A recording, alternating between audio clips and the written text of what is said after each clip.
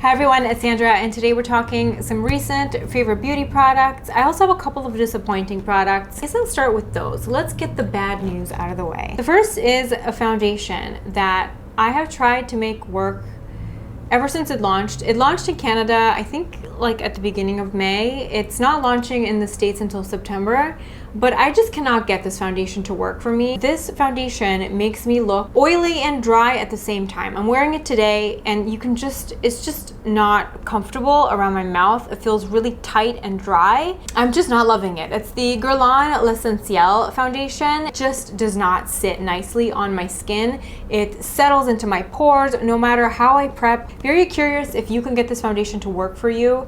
What's your skin type and how do you use it? Let me know. Because I don't want to give up on it just yet. I just have a little sample bottle of it, but you know I hate wasting product. So yeah, this has been kind of disappointing.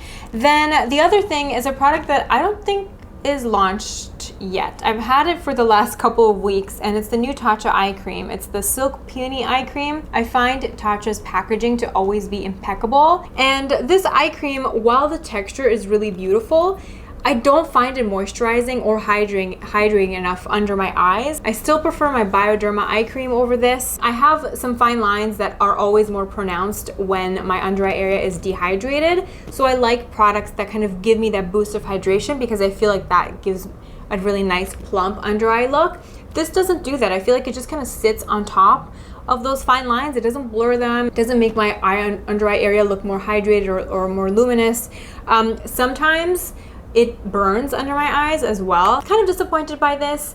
Very, very beautiful packaging. I'm not going to continue using it as an eye cream just because it doesn't do it for me, but it has been nice as a lip cream. So I've been using it like kind of like an overnight lip balm situation, just because, you know, I hate wasting product and it does work nice that way. So I always try to find a different use for a product if I'm not loving the intended use, but just thought I'd give my 2 cents on it.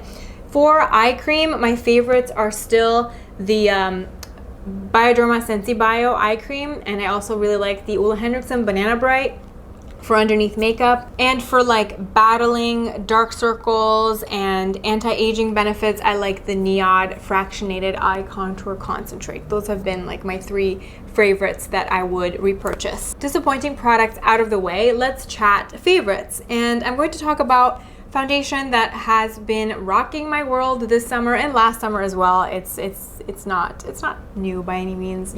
I'm sure you've heard me talk about this before, but Dior Face and Body, every single time I've used it these last couple months, I've just been so happy. This is just an awesome foundation for people with oily combination skin. It has really nice lasting power, light coverage, and it looks really natural on the skin while having really good lasting power. The only downside is that I do not have a color match in this foundation in any other season other than summer. And I've tried every other shade that's on the lighter spectrum from the range and none of them give me a good match.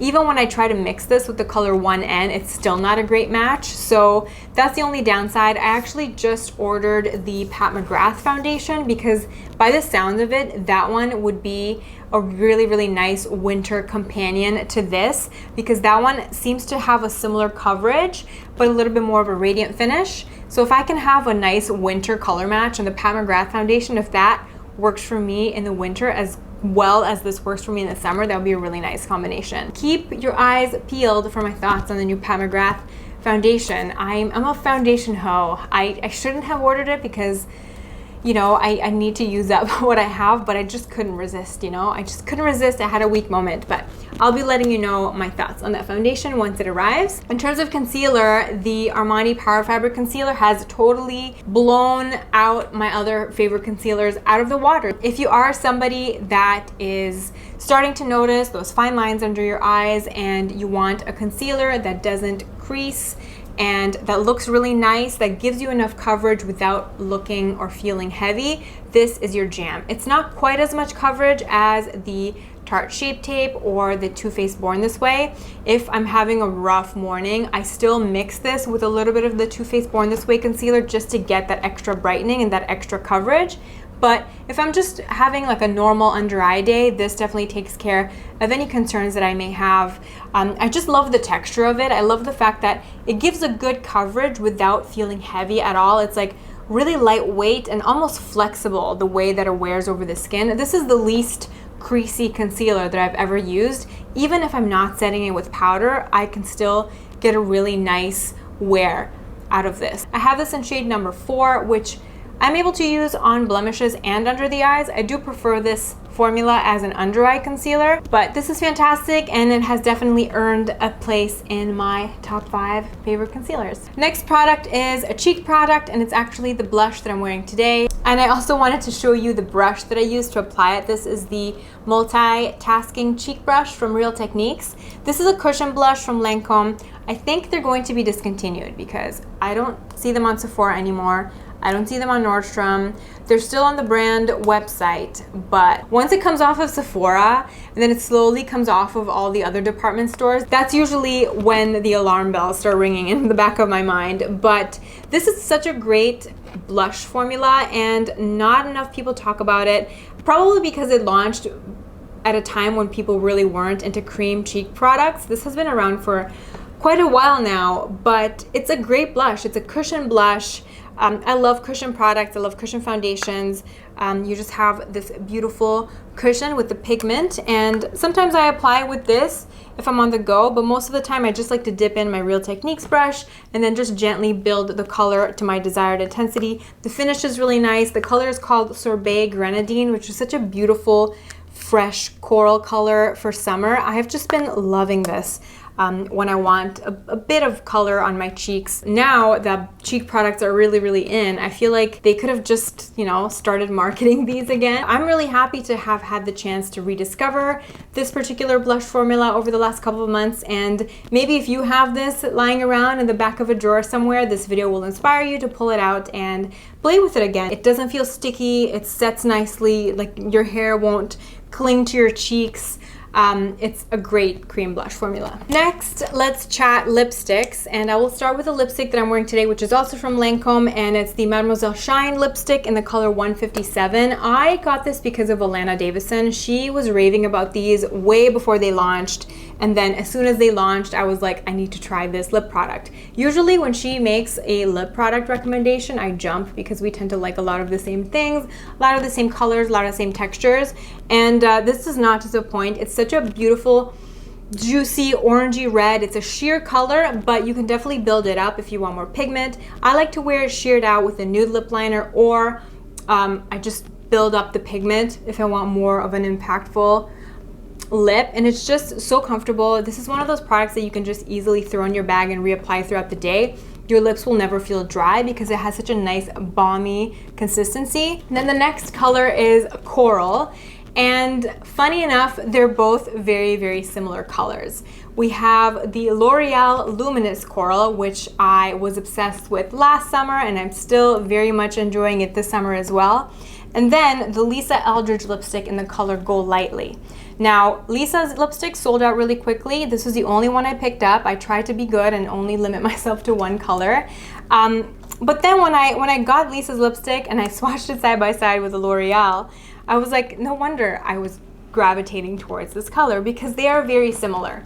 So maybe if you missed out on Lisa's lipstick and you want something similar, definitely check out Luminous Coral from L'Oreal. The color Riche Shine lipstick is my favorite drugstore lipstick formula. It's such a joy to use. They smell nice, they're juicy, they have a little bit of shine. It's sheer but buildable. I have nothing but good things to say about it. So yeah, these lipstick colors are actually really similar. There are differences. I'm going to swatch them side by side so you can see. They both give the same pigmentation and the colors are very similar.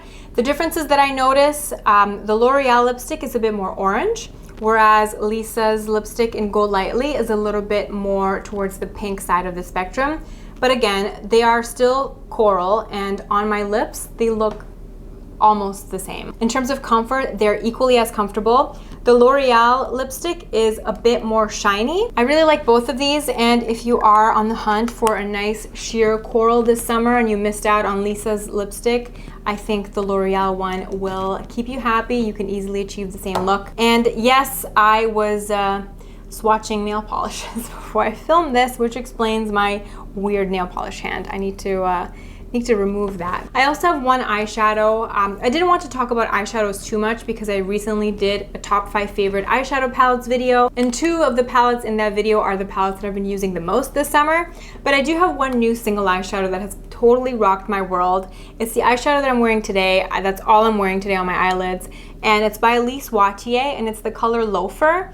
I love the name of the color, and I love everything about this color. It's the perfect balance of like cool toned, but it doesn't make you look like you got hit in the eye. It's still got like a little bit of warmth to it, and it's such a nice color as we transition into fall. Very buttery, it's very finely milled, it blends in really easily, it's not patchy at all, and I highly recommend checking it out. If you're in the States, you can order Lise Watier products online, and if you're in Canada, you can get them at Shoppers Drug Mart. Moving on to body care products, I have a couple of products I wanted to talk about. The first is the Paula's Choice Resist Weightless Body Treatment with 2% BHA. This is the old packaging. I stocked up on these last time Paula's Choice had a sale. They have since kind of rebranded and everything looks a bit more clean. I feel like the new packaging is a lot nicer, but this product is fantastic. If you're somebody that struggles with ingrown hairs, or if you struggle with keratosis pilaris on the backs of your arms or backs of your legs, this will be your BFF. This is such a beautiful serum for the body. It doesn't have any fragrance in it whatsoever. It has a beautiful texture that just sinks in. It leaves my skin feeling soft and nourished without it being sticky or heavy at all. Obviously, if you have really dry skin, you can mix this with your moisturizer, or you can use this underneath a body moisturizer.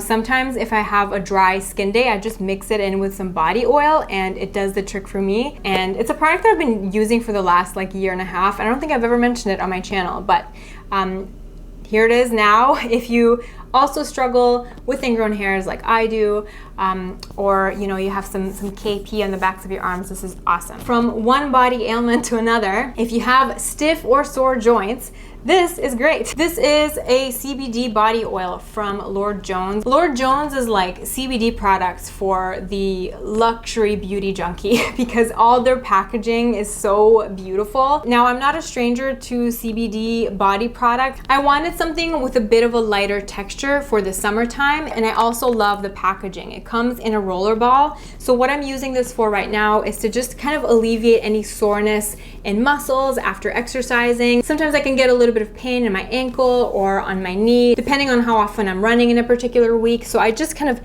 roll this on my knee, on my ankle, anytime I'm feeling discomfort in those areas, and it always helps. It just takes away that pain and discomfort for me. I just like that this isn't sticky at all, so I can use this. It hasn't stained my clothes or anything. It sinks in really quickly, and it's been a great product to have on hand this summer. Now, I know that CBD products are not for everyone. They either seem to really work. Some people see no difference at all, so it depends which camp you fall into. I definitely found that these work really well, and this Lord Jones company actually just came out with CBD bath salts that I feel like would be really nice in the winter if I'm having like sore muscle. And there are so many CBD products on the market. If you don't want to spend the money on something more high-end like the Lord Jones stuff, there are tons of great options. The final few products I want to mention, I have this dry shampoo mist. I'm not going to go on about it too much because I already talked about it at length on Instagram, and I also talked about it in my last new products that I'm loving video, but I thought I would just give you an update since, you know, another month has gone by and I have been using this very regularly. This is my new favorite dry shampoo. I think this has officially dethroned the Chlorane dry shampoo, which has been a favorite of mine for years. The reason I prefer this to a more traditional dry shampoo formula is because there's no buildup. I have very fine, thin hair. My hair is also not as oily as it used to be. I used to have very oily roots. My hair is more like normal now at the roots, so I don't need the heavy duty oil absorption of a powder. So this is really perfect for my needs right now. It really gives a nice fresh scent to the hair. It helps with a little bit of volume as well. The way I use this on a regular basis is I just spray it at the roots and then I wait about 30 to 45 seconds just to give it some time to dry. If you don't want to wait to dry, you can blast it with a blow dryer.